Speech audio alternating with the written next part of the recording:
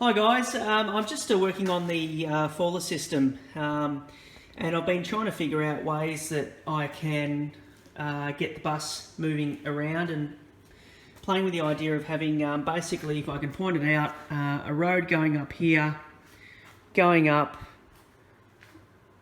round there, round the back scene, back on the bridge, back down this way as kind of one big loop. But then because of this corner, I wasn't really going to be able to fit in two wires because of the sorts of curves that you've got to do. But this is actually where I've been, and you guys know it's very, very difficult to find any real information on how to install the Faller system, which is why I'm sort of doing these videos as well. I'm sort of learning as I go along and getting a bit off the internet. But what I thought was, where I'd seen it before, is I'd seen one line coming in, attaching to another line, that will then go around, blah, blah, blah. It'll all be the one cable, basically, the one wire. Come back down, and then come back down this way. Obviously, that has its limitations in that, really the bus can only go this way. And the reason, what happens is, there's a little gap here between the two wires, and that's just enough for the bus to come along here, leave the wire temporarily, and then the magnet whips down onto this next wire and follows the line along. But what it also allows the bus to do is when it comes down this way, it won't accidentally go down this wire because it's just far enough that the magnet won't actually grip in that gap. It will follow this wire along here. So that's the plan, and I've just checked it, tested it, and it works at the moment, touch wood. What I'm going to do is I'm going to use this as my little test area for the road surface. Now, I'm not using the Faller road surface, excuse me, right at the moment. I'm actually going to test using a different product like a polyfiller, a sandable product. I'm going to test that. I'm only going to test a small area, so if need be, I can rip it up and start again. But I'm just going to see, first off, if it works, if I can get it smooth enough, basically, as a road, and then to see if it actually works with the bus.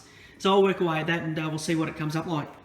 Okay, so just before I put the plaster on, the first thing that I've changed is the masking tape. I've just put little slices of masking tape on rather than the big pieces.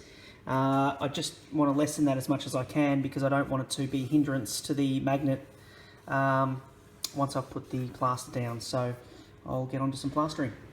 G'day guys, well I'm coming along with a few things on the layout.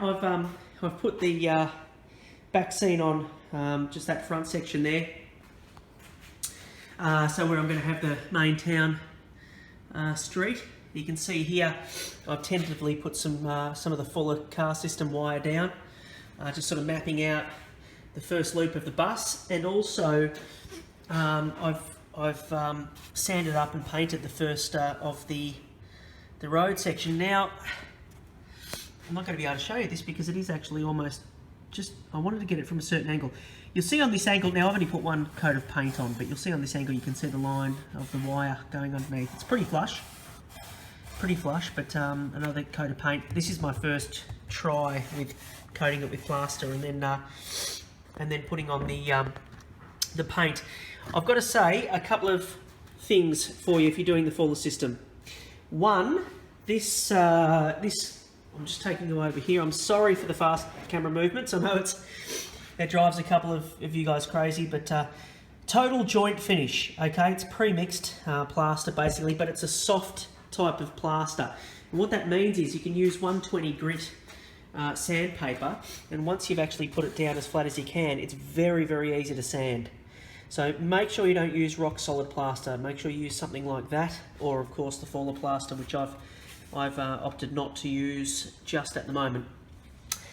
Now, number two, use the Faller road paint. Don't use normal acrylic paint. Now, I haven't tried using normal acrylic paint. However, when I open the little tub, you can see how it's dried on the side. Sorry about the focus. It's very, very plasticky, rubbery almost.